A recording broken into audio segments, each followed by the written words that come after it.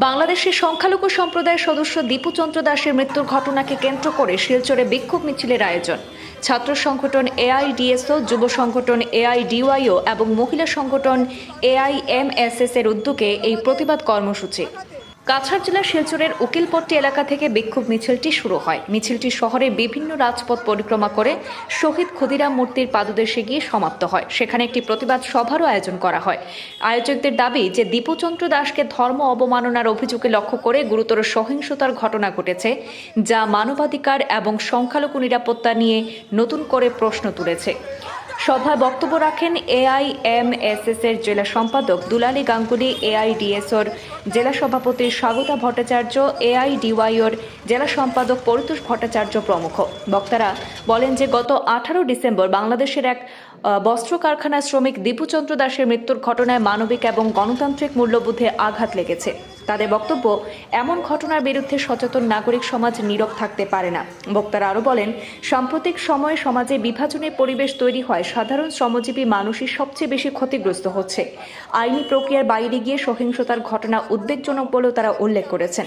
বাংলাদেশে এই ধরনের ঘটনার পুনরাবৃত্তি রোধে সে দেশের সরকারের কাছে সংখ্যালঘু নাগরিকদের নিরাপত্তা নিশ্চিত করার দাবি জানানো হয়। বক্তারা অমানবিক সহিংসতা এবং সামাজিক সংঘাত বন্ধ করার দাবিতে সর্বস্তরের মানুষকে শান্তি, সম্প্রীতি ও গণতান্ত্রিক চেতনার পক্ষে ঐক্যবদ্ধ হওয়ার আহ্বান জানান। প্রতিবাদ করছি। আমরা দেখেছি যেভাবে দীপু দাসকে হত্যা করা হয়েছে, সেটা অত্যন্ত বেদনাদায়ক ঘটনা।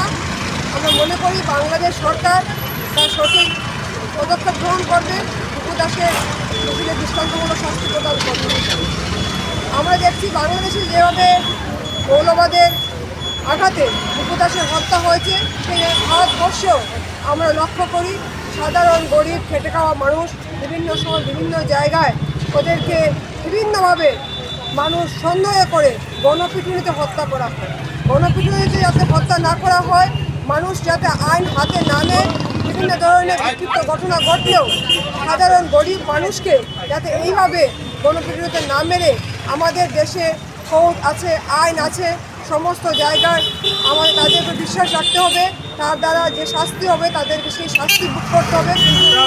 কাউকে যেন গণপিটুনিতে হত্যা না করা হয়, তাদের দিকে আমাদের দেশের সরকার হাতে মানে সমস্তভাবে রক্ষা করে এবং তার আইন দিয়ে তাকে রক্ষা করার চেষ্টা করে, যাতে কোনোভাবে কোনো গণপিটুনিতে যাতে কোনো মানুষকে হত্যা না করে। মানুষকে বেঁচে থাকার অধিকার প্রত্যেকটা মানুষেরই আছে।